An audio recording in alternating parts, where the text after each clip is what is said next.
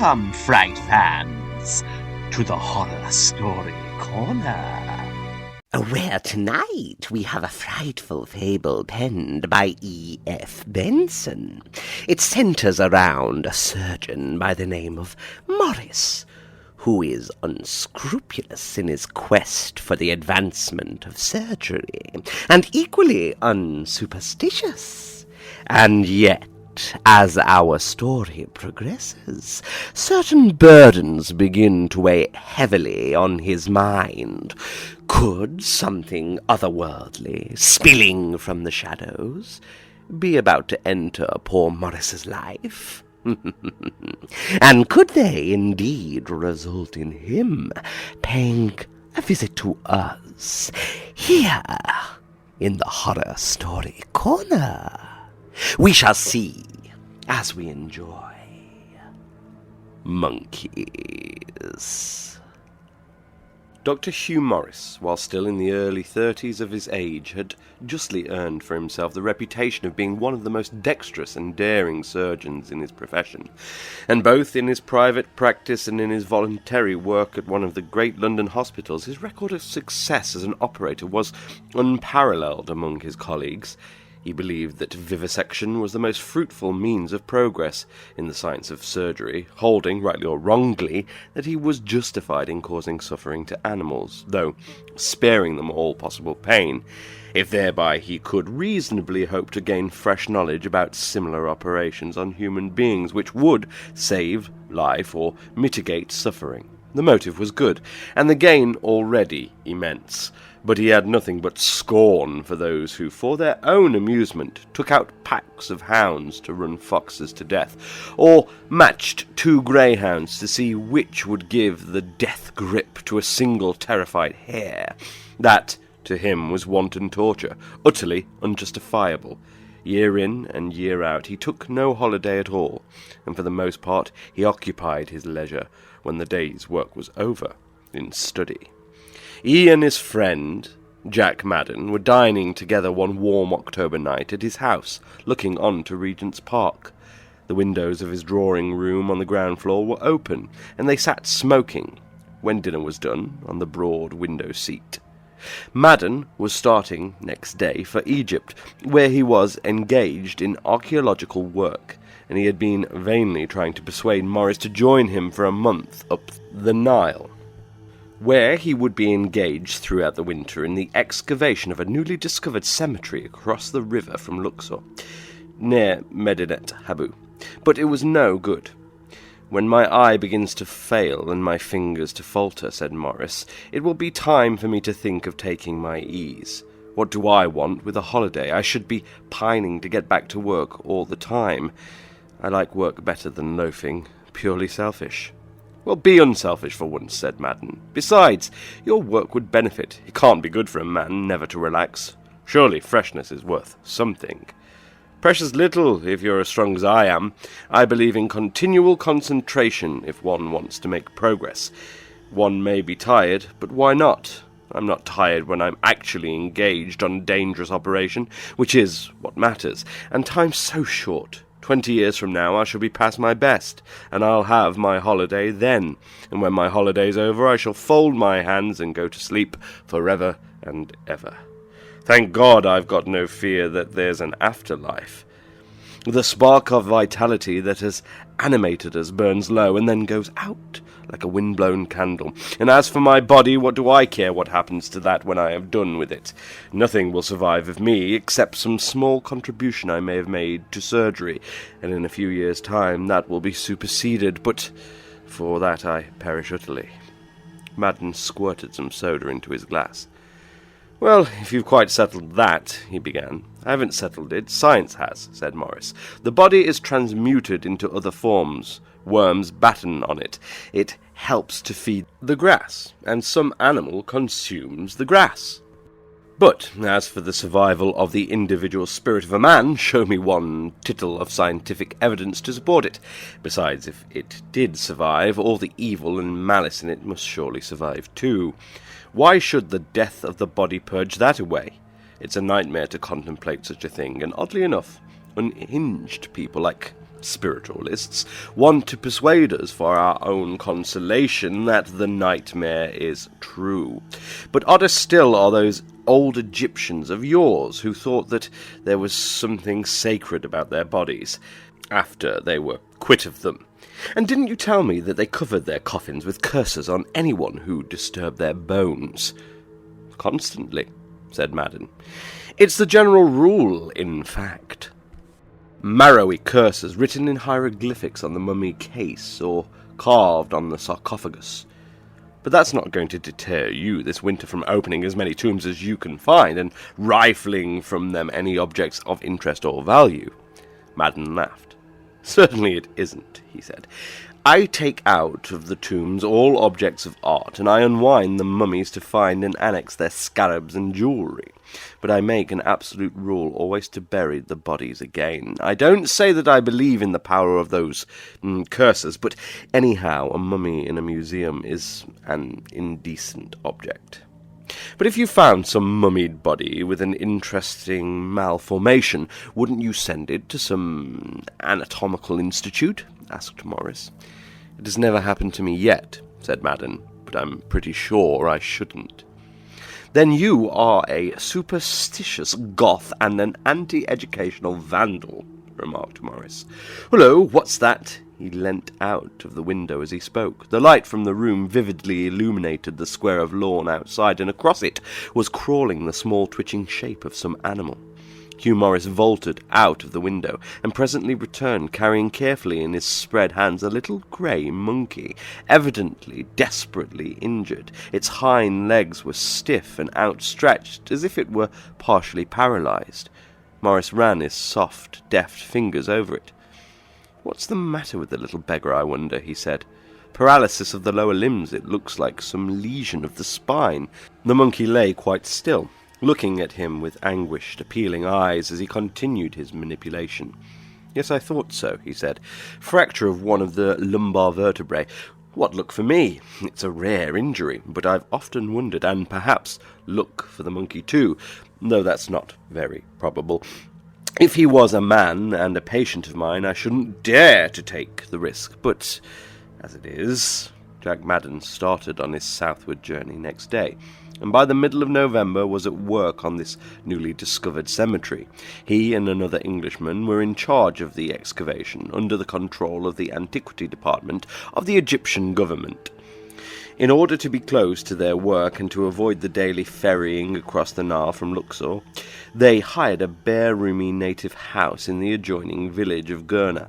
A reef of low sandstone cliffs ran northwards from here towards the temple and terraces of Deir el-Bahari, and it was in the face of this, and on the level below it, that the ancient graveyard lay. There was much accumulation of sand to be cleared away before the actual exploration of the tombs could begin. But trenches cut below the foot of the sandstone ridge showed that there was an extensive area to investigate. The most important sepulchres they found were hewn in the face of this small cliff. Many of these had been rifled in ancient days, for the slabs forming the entrances to them had been split and the mummies unwound. But now and then Madden unearthed some tomb that had escaped these marauders, and in one he found the sarcophagus of a priest of the 19th dynasty, and that alone repaid weeks of fruitless work. There were nearly 100 Ushabtiu figures of the finest blue glaze. There were 4 alabaster vessels in which had been placed the viscera of a dead man, removed before embalming. There was a table of which the top was inlaid with squares of variously coloured glass, and the legs were of carved ivory and ebony. There were the priest's sandals adorned with exquisite silver filigree. There was his staff of office, inlaid with a diaper pattern of cornelian and gold, and on the head of it, forming the handle, was the figure of a squatting cat, carved in amethyst, and the mummy, when unwound, was found to be decked with a necklace of gold plaques and onyx beads. All these were sent down to the Giza Museum at Cairo, and Madden reinterred the mummy at the foot of the cliff below the tomb. He wrote to Hugh Morris describing this find and laying stress on the unbroken splendour of these crystalline winter days, when from morning to night the sun cruised across the blue, and on the cool nights when the stars rose and set on the vaporless rim of the desert. If by chance Hugh should change his mind, there was ample room for him in this house at Gurner, and he would be very welcome.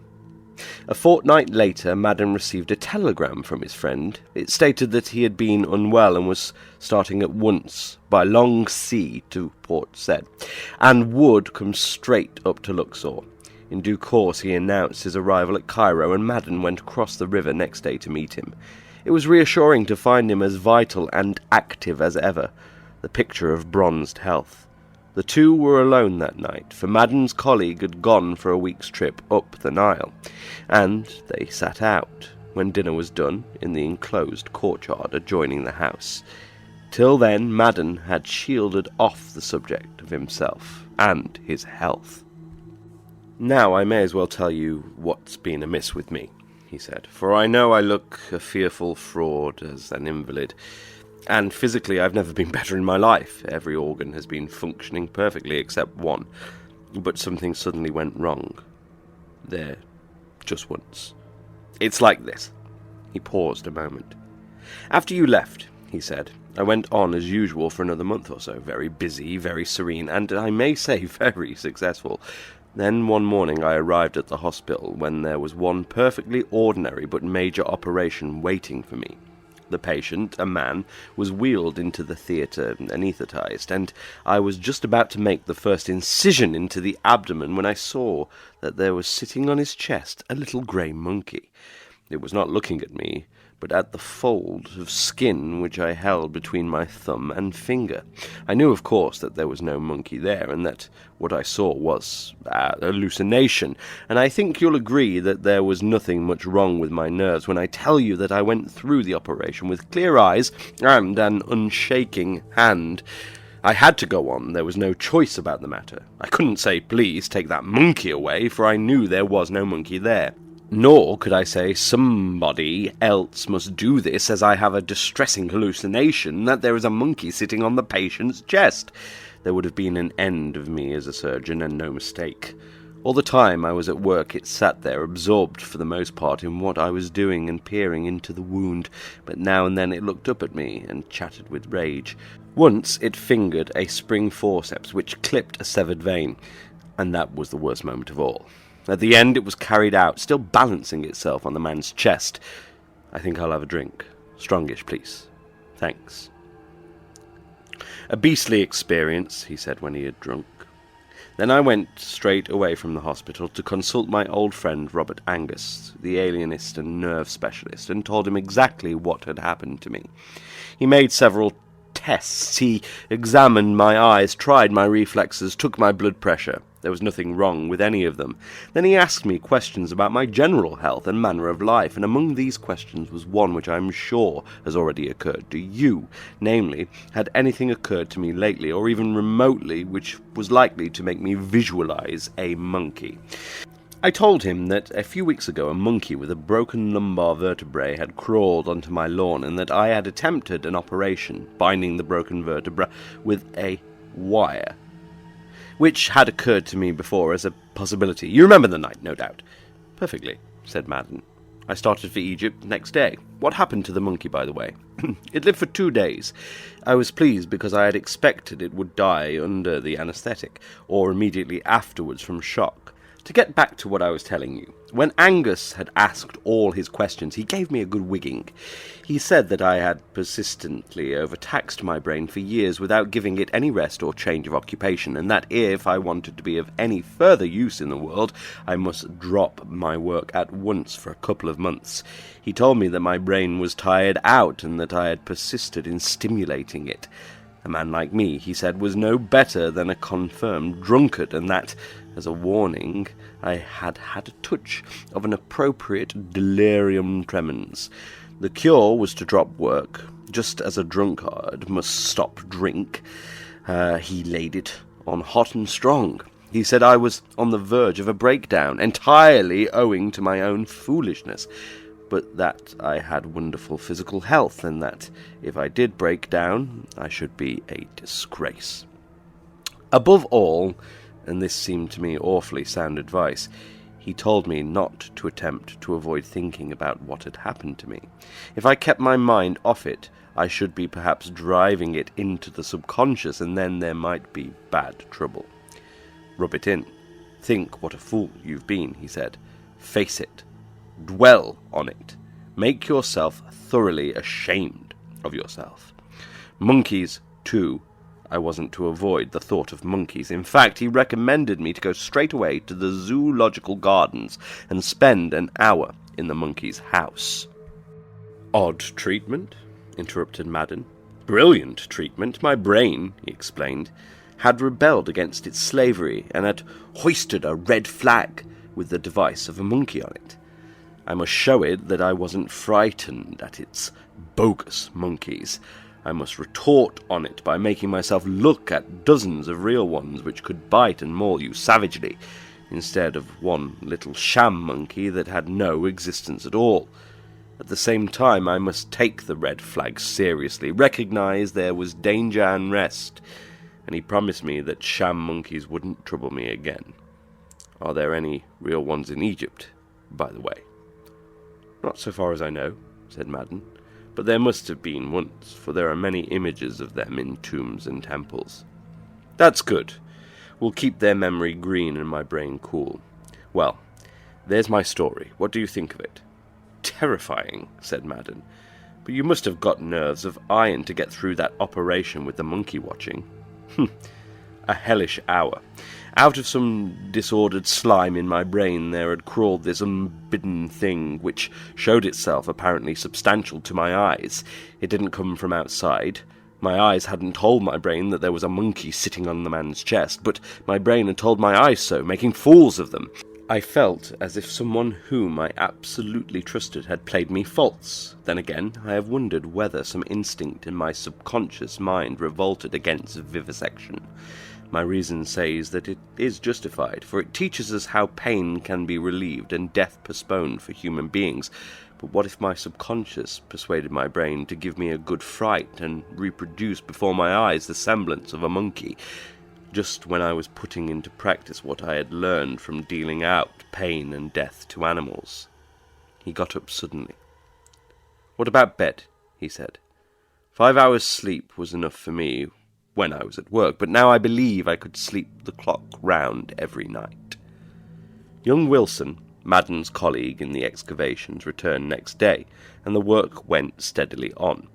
One of them was on the spot to start it soon after sunrise, and either one or both of them were superintending it, with an interval of a couple of hours at noon until sunset. When the mere work of clearing the face of the sandstone cliff was in progress, and of carting away the silted soil, the presence of one of them sufficed, for there was nothing to do but to see that the workmen shovelled industriously, and passed regularly with their baskets of earth and sand on their shoulders to the dumping grounds, which stretched away from the area to be excavated, in lengthening peninsulas of trodden soil. But as they advanced along the sandstone ridge, there would now and then appear a chiselled smoothness in the cliff, and then both must be alert. There was great excitement to see if, when they exposed the hewn slab that formed the door into the tomb, it had escaped ancient marauders and still stood in place and intact for the modern to explore. But now, for many days, they came upon no sepulchre that had not already been opened. The mummy, in these cases, had been unwound in the search for necklaces and scarabs, and its scattered bones lay about. Madden was always at pains to reinter these. At first Hugh Morris was assiduous in watching the excavations, but as day after day went by without anything of interest turning up, his attendance grew less frequent. It was too much of a holiday to watch the day-long removal of sand from one place to another. He visited the tomb of the kings. He went across the river and saw the temples at Karnak, but his appetite for antiquities was small. On other days he rode in the desert, or spent the day with friends at one of the Luxor hotels. He came home from there one evening in rare good spirits, for he had played lawn tennis with a woman on whom he had operated for malignant tumour 6 months before, and she had skipped about the court like a 2-year-old. "God, how I want to be at work again," he exclaimed. "I wonder whether I ought not to have stuck it out, and defied my brain to frighten me with bogies." The weeks passed on, and now there were but 2 days left before his return to England, where he hoped to resume work at once. His tickets were taken and his berth booked. As he sat over breakfast that morning with Wilson, there came a workman from the excavation with a note scribbled in hot haste by Madden, to say that they had just come upon a tomb which seemed to be unrifled, for the slab that closed it was in place and unbroken. To Wilson the news was like the sight of a sail to a marooned mariner, and when, a quarter of an hour later, Morris followed him, he was just in time to see the slab prized away. There was no sarcophagus within, for the rock walls did duty for that, but there lay there, varnished and bright in hue as if painted yesterday, the mummy case, roughly following the outline of the human form. By it stood the alabaster vases containing the entrails of the dead, and at each corner of the sepulchre there were, carved out of the sandstone rock, forming, as it were, pillars to support the roof, thick-set images of squatting apes. The mummy case was hoisted out and carried away by workmen on a bier of boards into the courtyard of the excavator's house at Gurner, for the opening of it and the unwrapping of the dead. They got to work that evening directly they had fed. The face painted on the lid was that of a girl or young woman, and presently deciphering the hieroglyphic inscription, Madden read out that within lay the body of Apenara, daughter of the overseer of the cattle of Senmut. "Then follow the usual formulas," he said. Yes. You'll be interested in this, Hugh, for you asked me once about it.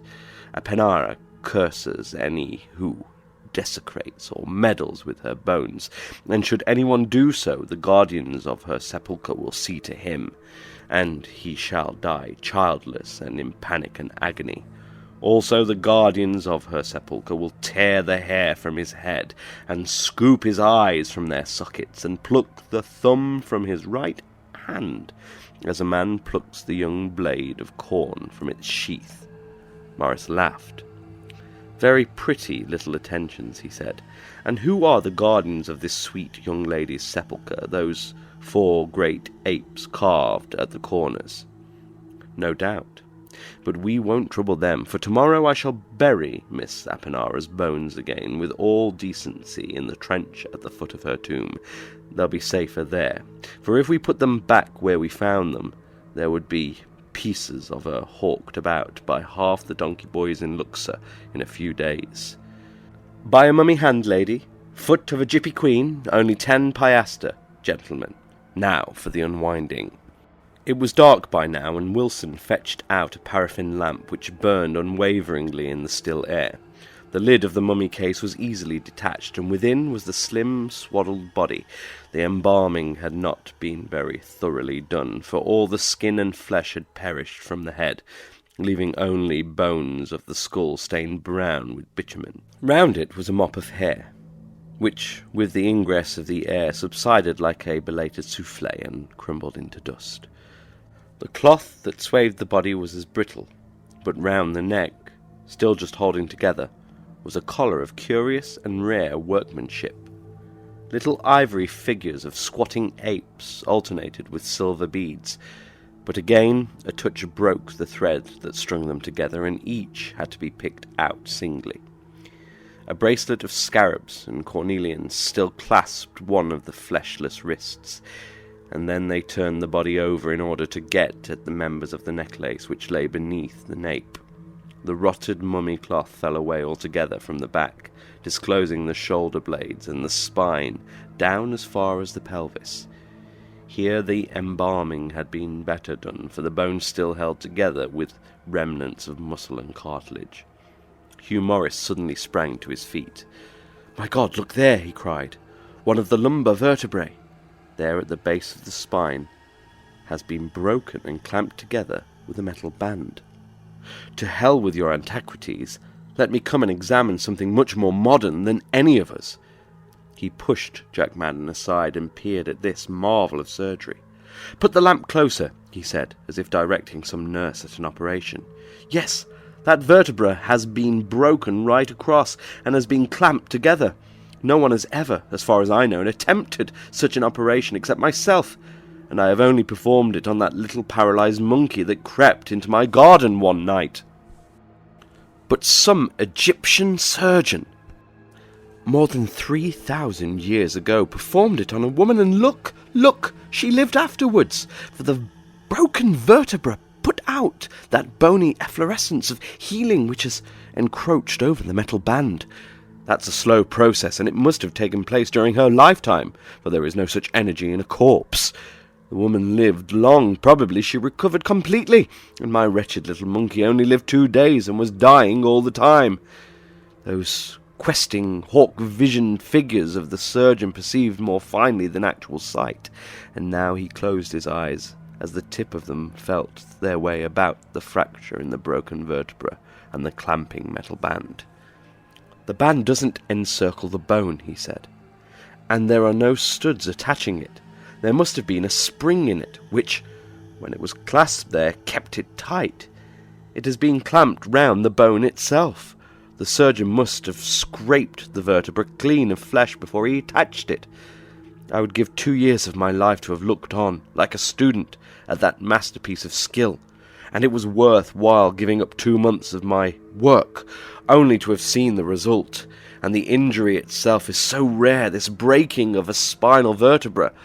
To be sure, the hangman does something of the sort, but there's no mending that. Good Lord, my holiday has not been a waste of time! Madden settled that it was not worthwhile to send the mummy case to the museum in Giza, for it was of a very ordinary type, and when the examination was over they lifted the body back into it for reinterment next day. It was now long after midnight, and presently the house was dark. Hugh Morris slept on the ground floor in a room adjoining the yard where the mummy case lay. He remained long awake, marvelling at that astonishing piece of surgical skill performed, according to Madden, some 35 centuries ago. So occupied had his mind been with homage that not till now did he realize that the tangible proof and witness of the operation would tomorrow be buried again and lost to science. He must persuade Madden to let him detach at least 3 of the vertebrae, the mended one and those immediately above and below it, and take them back to England as demonstration of what could be done. He would lecture on his exhibit and present it to the Royal College of Surgeons, for example, and incitement. Other trained eyes besides his own must see what had been successfully achieved by some unknown operator in the 19th dynasty. But supposing Madden refused? He always made a point of scrupulously reburying these remains. It was a principle with him, and no doubt some superstition complex, the hardest of all to combat with because of its sheer unreasonableness, was involved. Briefly, it was impossible to risk the chance of his refusal. He got out of bed, listened for a moment by his door, and then softly went out into the yard.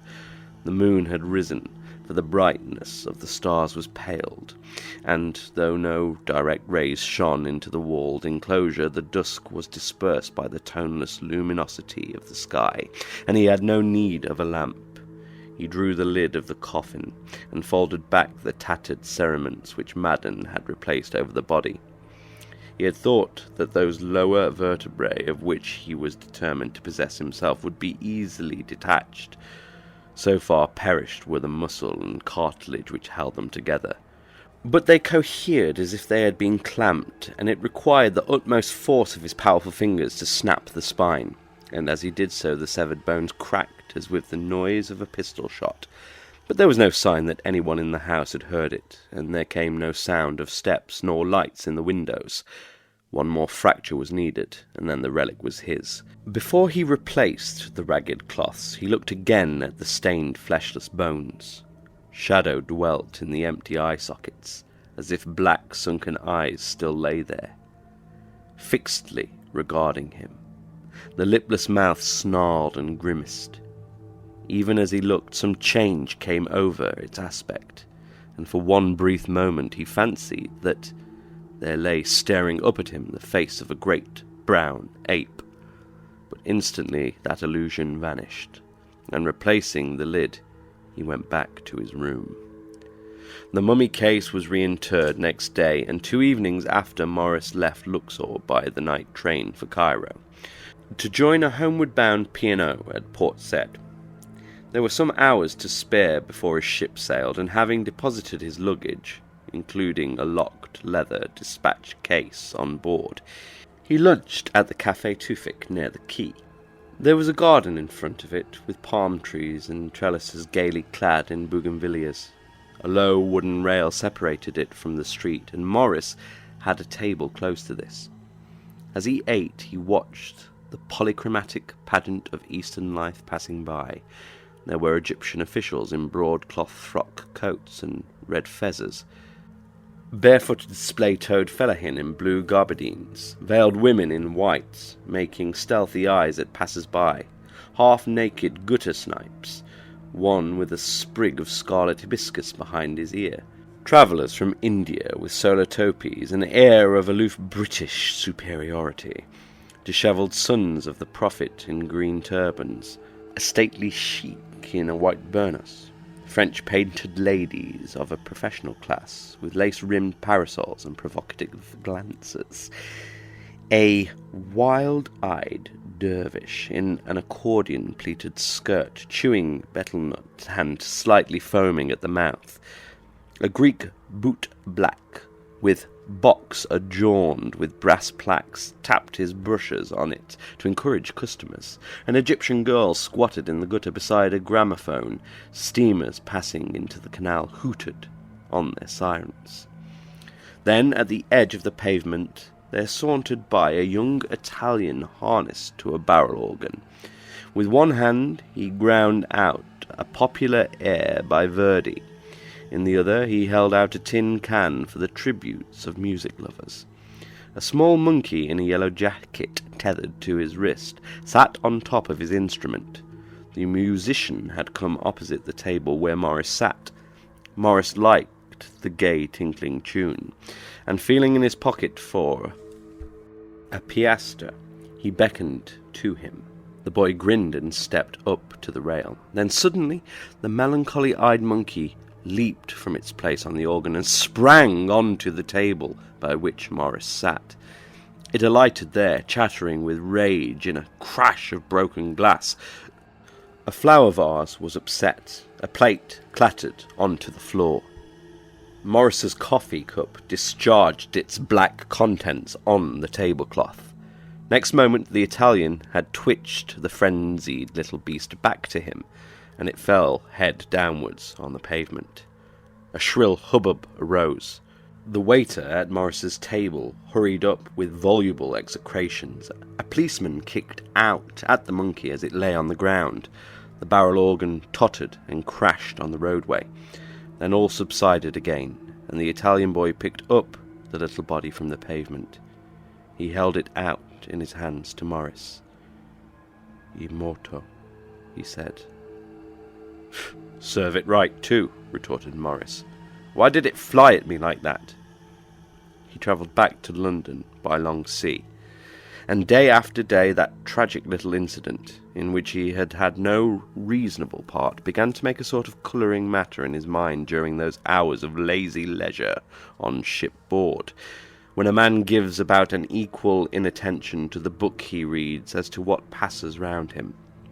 Sometimes, if the shadow of a seagull overhead slid across the deck towards him, there leaped into his brain, before his eyes could reassure him, the ludicrous fancy that this shadow was a monkey springing at him. One day they ran into a gale from the west.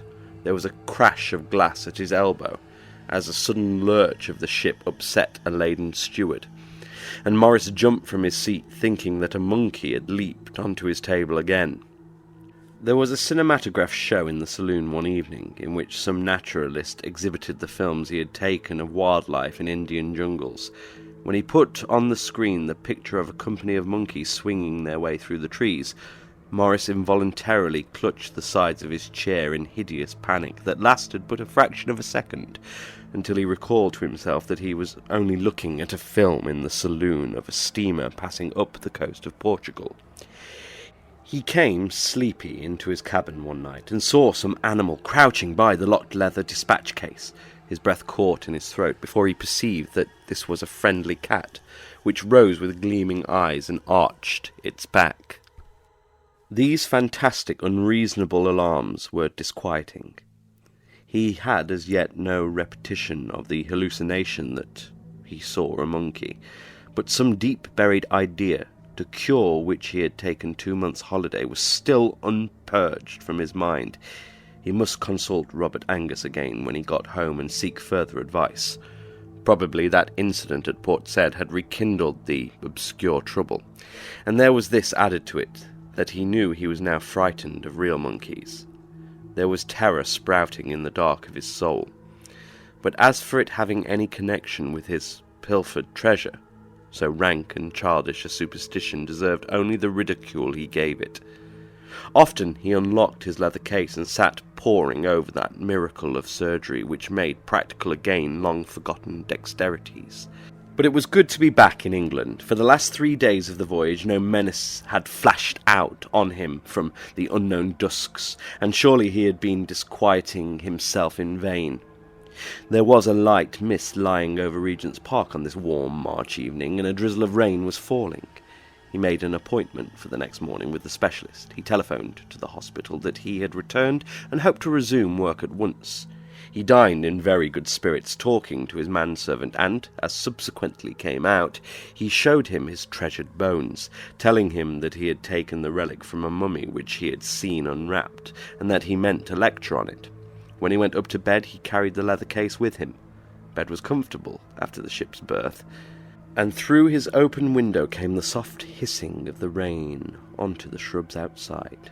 His servant slept in the room immediately over his. A little before dawn he woke with a start, roused by horrible cries from somewhere close at hand. Then came words yelled out in a voice that he knew. "Help!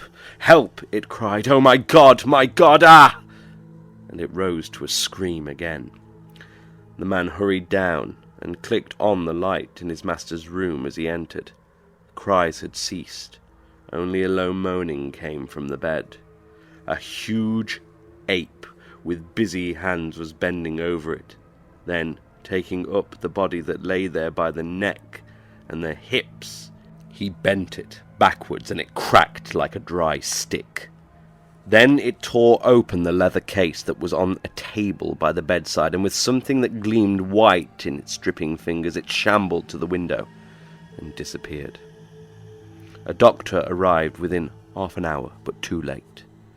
Handfuls of hair with flaps of skins attached had been torn from the head of the murdered man. Both eyes were scooped out of their sockets. The right thumb had been plucked off the hand, and the back was broken across the lower vertebrae.